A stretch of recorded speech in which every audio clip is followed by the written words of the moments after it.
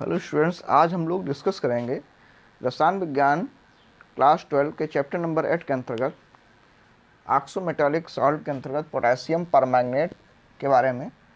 तो इसको स्टडी करने से पहले हम इसके आयंस के बारे में थोड़ा समझेंगे। ये इसका मैग्नेट आयन है K2MnO4। ठीक है, यहाँ पर Mn की ऑक्सीकरण संख्या +6 होगी और ये पोटेशियम परमैंगनेट आयन है KMnO4। तो KMnO4 में Mn की ऑक्सीकरण संख्या +7 होगी। तो यहाँ पर +6 ऑक्सीकरण संख्या होने के कारण Mn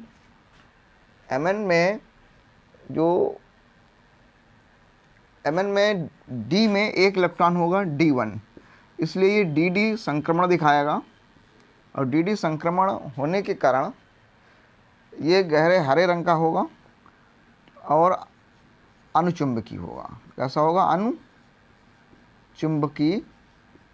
अनुचुंबकी होगा और गहरे हरा रंग का होगा। ठीक है, ये मैग्नेट आयन है।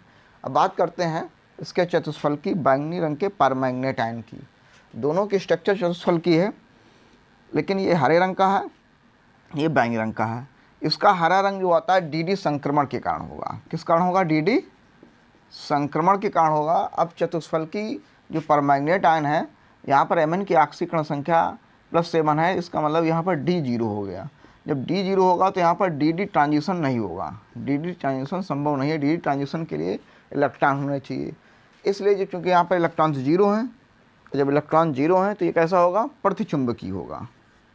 कैसा होगा?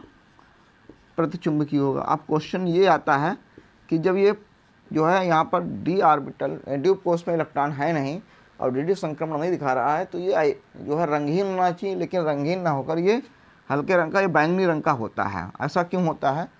तो इसको जो है हायर क्लासेस में आप लोगों को बताया जाएगा। ये आवेश स्थानांतरण कहाँ से कहाँ होगा? ऑक्सीजन एटम Mn को इलेक्ट्रॉन देगा, जिससे चार्ज ट्रांसफ़र होता है। आवेश स्थानांतरण, चार्ज ट्रांसफ़र या आवेश स्थानांतरण, ऑक्सीजन द्वारा Mn को चार्ज ट्रांसफ़र के कारण यहाँ पर Mn की अस्थायी रूप से ऑक्सीकरण संख्या +7 से +6 हो जाएगी, जिससे ये हल्के रंग का या बैंगनी रंग का हो जाता है। तो कह सकते हैं कि MnO4 2- जो आयन होता है, जिसे हम मैग्नेट आयन कहते हैं, इसका जो रंग होता है, इसका रंग हरा रंग जो होता है वो DD संक्रमण का होता है या अनुचुंबकी होता है। जबकि चतुष्फल की मैग्नेट आयन MnO4- जो होता है, इसका जो रंग आता है, ये रंग DD संक्रमण कारण नहीं होता है, क्योंकि ये प्रचुंबकी होता है, आयनिक इलेक्ट्रॉन होते नहीं हैं।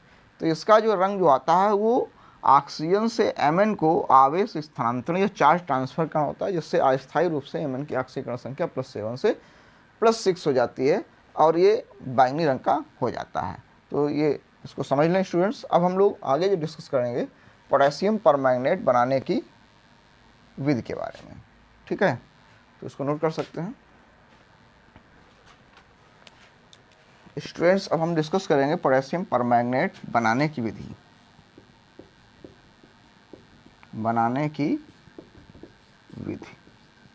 तो पोटेशियम परमैंगनेट बनाने के लिए हम पायरोल्यूसाइट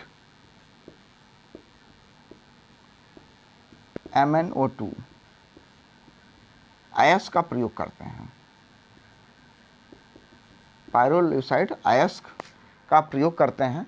तो देखिए किस प्रकार से हमें पोटेशियम परमैंगनेट पायरोल्यूसाइड से बनाएंगे। सबसे पहले पायरोल्यूसाइड का मैग्नेट आयन में परिवर्तन होगा। मैग्नेट आयन में परिवर्तन।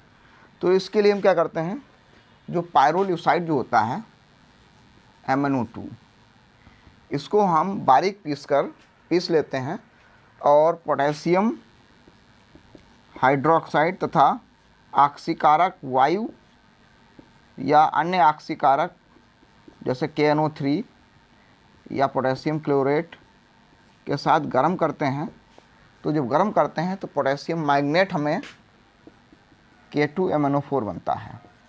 क्या बनता है? K2MnO4 पोटेशियम मैग्नेट प्राप्त होता है। और पोटेशियम मैग्नेट से हम अलग अलग प्रकार से, जैसे रासायनिक विधियों द्वारा, रासायनिक क्रियाओं के द्वारा, विद्युत अपघटन द्वारा अलग अलग प्रकार से हम जो है इससे पोटेशियम परमैंगनेट प्राप्त कर लेते हैं। तो यहाँ पर सबसे पहले क्या होगा, पायरोलिसाइड की पोटेशियम हाइड्रोक्साइड और वायु द्वारा हम ऑक्सीजन कराएंगे तो पोटेशियम मैग्नेट प्राप्त होगा। देखिए किस प्रकार से पोटेशियम मैग्नेट प्राप्त होता है। जो पायरोलिसाइड को वारी खींचा जाएगा 2MnO2 plus 4 KOH plus oxygen, तो बन जाएगा 2K2MnO4 plus 2K2MnO4 plus 2H2O, 2H2। ये क्या बन गया? पोटेशियम मैग्नेट बन गया। K2MnO4 हो गया पोटेशियम मैग्नेट। ठीक है, अब पोटेशियम मैग्नेट का क्या करेंगे, इसको जो है ये हरे रंग का विलेन होता है। पोटेशियम मैग्नेट क्या होगा? हरे रंग का विलेन होगा। अब इसको जल में घोलकर जब हरा रंग का विलेन प्राप्त होगा तो इससे हम पोटेशियम मैग्नेट से पोटेशियम परमैंगनेट बनाने की विधि, K2MnO4 से K2MnO4 का KMnO4 में परिवर्तन। तो देखिए परिवर्तन करने के लिए अलग अलग स्टेप हम प्रयोग करेंगे। सबसे पहले हम बना सकते हैं इसको रासायनिक विधियों द्वारा। कैसे? रासायनिक विधि। तो रासायनिक विधि में विधियों द्वारा, रासायनिक विधियों में क्या होगा, हम इसकी अलग अलग यौगिकों से रासायनिक क्रियाएं कराएंगे। जैसे हम पोटेशियम मैग्नेट 3K2MnO4 की कार्बन डाइऑक्साइड से अगर रिएक्शन कराएंगे, कार्बन डाइऑक्साइड के साथ गर्म करेंगे, तो कार्बन डाइऑक्साइड के साथ जब गर्म किया जाता है तो रासायनिक क्रिया होती है, तो ये बन जाता है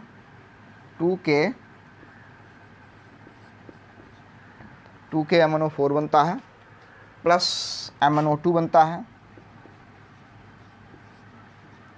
MnO2 बन जाएगा। और जो CO2 होती है ये बना देती है यहाँ पर K2CO3 बनाती है, K2CO3 पोटेशियम कार्बोनेट। ये दो मॉलिक्यूल होंगे CO2 के जो। ठीक है, तो 2 दूनी 4 और 2 6, 3 दूनी 6।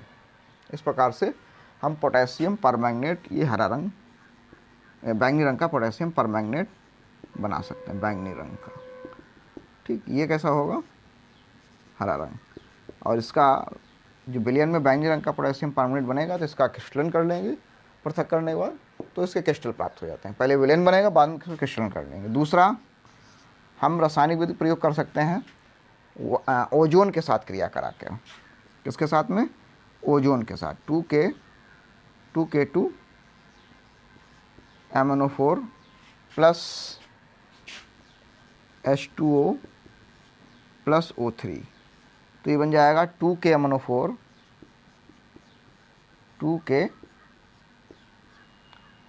2KMnO4 प्लस यहाँ पर बनेगा MnO2 2KOH बन जाएगा, 2KOH प्लस ऑक्सीजन निकलेगी। ठीक है, दो पोटेशियम जो होंगे 2KOH बना देंगे, 2KOH प्लस O2। तीसरा जो है हम बना सकते हैं क्लोरीन के साथ क्रिया कराकर K2MnO4 प्लस Cl2। तो देखिए यहाँ पर क्या होगा, K2MnO4 की जब Cl2 से क्रिया होगी तो दो क्लोरीन, दो कैसे क्रिया करके 2KCl बना देंगे आसानी से, और जो शेष जो होगा 2KMnO4। तो स्टूडेंट्स, इन तीन विधियों में जो तुम्हें सबसे सरल लगे वो उसको लर्न कर सकें। हमें समझिए ये सबसे आसान है कि पोटेशियम मैग्नेट की क्लोरीन से क्रिया कराएंगे तो दो क्लोरीन 2 पोटेशियम की जगह 2KCl अलग हो जाएंगे और 2KMnO4 हमें पोटेशियम परमैंगनेट प्राप्त हो जाएगा। तो ये तो हो गई तुम्हारी कौन सी विधि, ये हो गई रासायनिक विधियाँ। लेकिन अगर हमें जो है लार्ज अमाउंट में प्राप्त करना है तो औद्योगिक रूप से हम मुख्य रूप से जो प्रयोग करते हैं विद्युत अपघटनी विधि का प्रयोग करते हैं। तो नंबर 2 है विद्युत अपघटनी विधि। विद्युत अपघटनी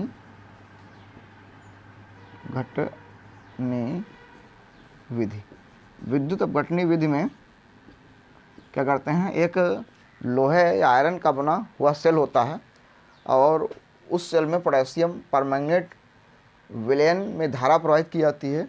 तो पोटेशियम परमैंगनेट विलयन में जब हम धारा प्रवाहित करते हैं तो कैथोड और एनोड पर 2 रासायनिक अभिक्रियाएँ होंगी और उन रासायनिक अभिक्रियाओं के द्वारा हमें पोटेशियम परमैंगनेट से पोटेशियम परमैंगनेट प्राप्त होगा।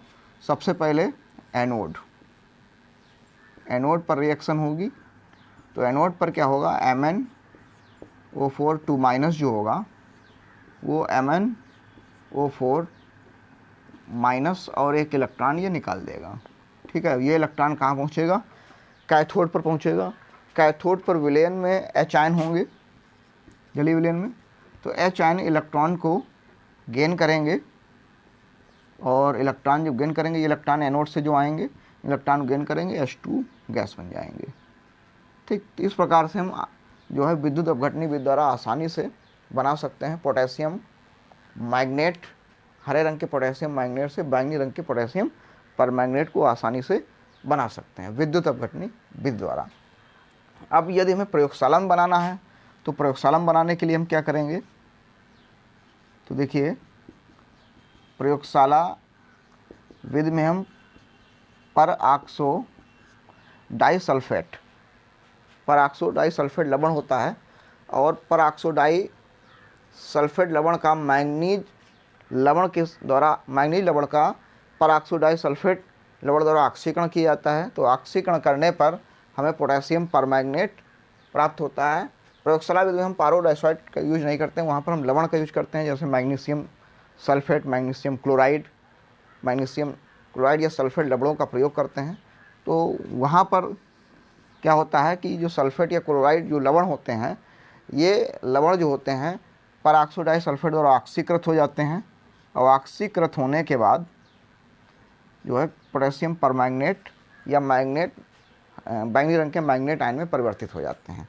जैसे ये Mn2+ मतलब कोई भी साल्ट हो सकता है, या क्लोराइड ले सकते हैं या सल्फेट ले सकते हैं।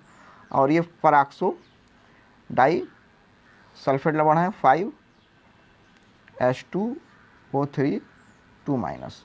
जलीय विलयन में होगा तो H2O गिव्स आउट। ठीक है, अब यहाँ पर क्या होगा, ये जो Mn है Mn2+ ये पोटेशियम परमैंगनेट MnO4 में परिवर्तित हो जाएगा। ठीक है, प्लस यहाँ पर 10 सल्फेट आयन बन जाएंगे और 8 दूनी 16 H+ आयन प्राप्त होंगे। तो यहाँ पर ये ऑक्सीकरण होता है। क्या होता है ये ऑक्सीकरण, ये Mn2+ मैंगनीज लवण को परऑक्सो डाइसल्फेट लवण ऑक्सीकृत कर देता है MnO4 2- में। ऑक्सीकृत इसलिए लिखा गया कि यहाँ पर इसकी वैलेंसी 2+ है, जबकि यहाँ पर इसकी वैलेंसी जो होगी +7 हो जाएगी।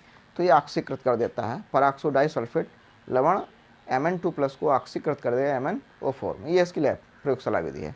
तो स्टूडेंट्स ये बनाने की विधियाँ हैं, इनको नोट कर सकते हैं। फिर हम